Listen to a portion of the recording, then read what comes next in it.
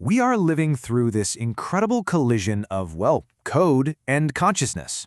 So today, we're going to dive into a really fascinating and honestly, a deeply personal intersection, where cutting-edge artificial intelligence meets our most timeless spiritual questions.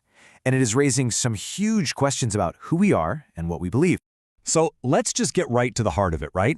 Can these two powerful forces, one that's ancient and one that's brand new, actually coexist?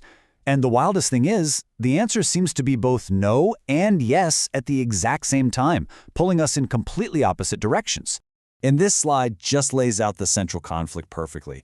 For some people, AI is a direct threat to our inner lives, a digital force that's just chipping away at our humanity. But for others, it's this revolutionary new tool, something that could help us achieve deeper states of spiritual awareness and even enlightenment. So let's break down both sides of this. Okay, we're going to start with the perspective that AI poses a clear and present danger to our spiritual well-being. And this isn't some far-off science fiction thing. This is about the real, tangible effects of the technology we use every single day.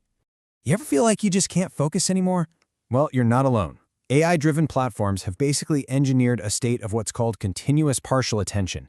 Every single notification, every buzz, every endlessly scrolling feed, it's all training our brains for constant distraction. And that makes deep concentration, which is a cornerstone of pretty much every spiritual practice out there, almost impossible. So this digital assault hits us in four key ways. First, as you see here, is concentration. Our attention is literally being hijacked and sold. And that leads directly to the second problem, selflessness. I mean, when we can't pay deep attention to other people, our ability to feel empathy just withers. Third, devoutness takes a hit.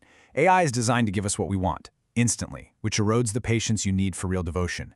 And finally, self-knowledge. Sure, AI can analyze our clicks and our likes, but that's a purely materialistic view that can never, ever grasp the transcendent part of who we are. And all this leads to a fear that Dr. Kamal Bhattacharya just crystallizes perfectly here.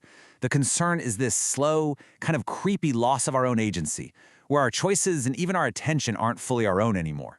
The threat isn't just external, it's getting inside, reshaping how we think and feel.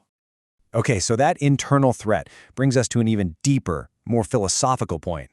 Beyond just distracting us, there are these fundamental questions about what an AI can, and more importantly, cannot, understand about faith. And this is where we really hit a wall. I mean, check out this example. You ask ChatGPT about God, and it gives you a flawless, A-plus textbook summary of different religious views. But then it immediately adds a disclaimer. As an AI language model, I don't have personal beliefs. You see, it can process all the information about faith, but it can't have faith itself. To really get why, we need to separate two big ideas. The first one is theology. Now think of theology like an academic subject. It's the study of human ideas about God. It's all about collecting, analyzing, and structuring massive amounts of information, which, is exactly what a large language model is designed to do. But then you have mysticism, and this isn't about studying ideas. This is the direct, subjective experience of the divine.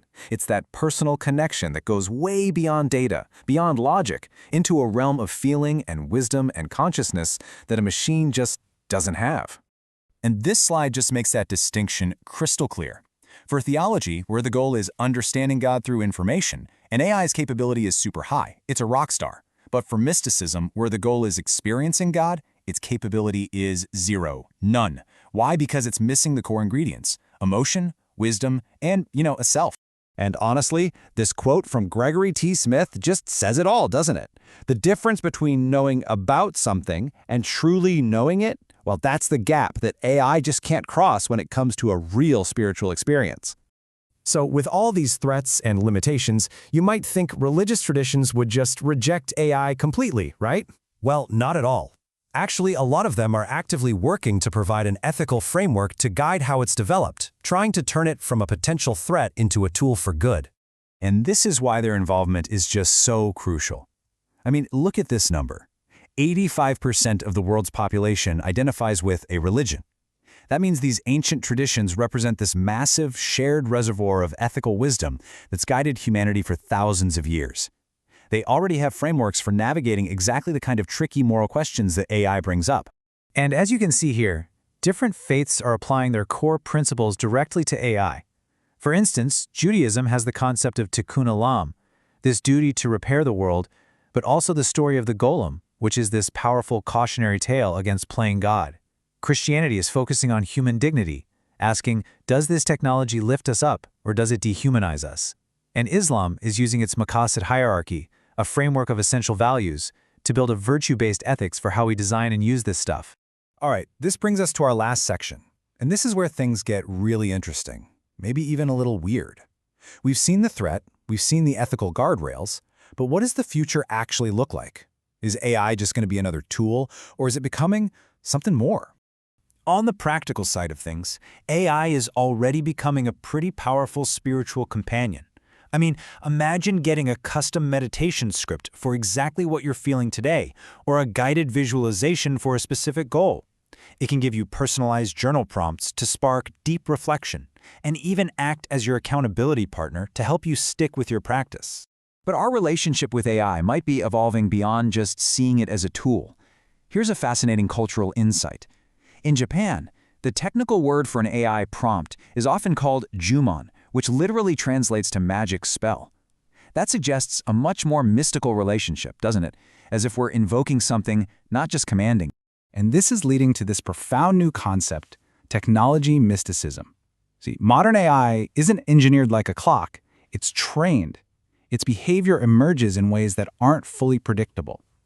The argument is that we're starting to face this technology the same way our ancestors faced things like thunderstorms or eclipses, with a sense of awe, of mystery, and maybe even a form of belief.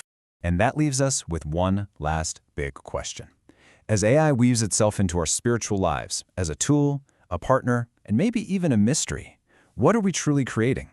Are we building a soul in the machine, or are we just building a better mirror for our own?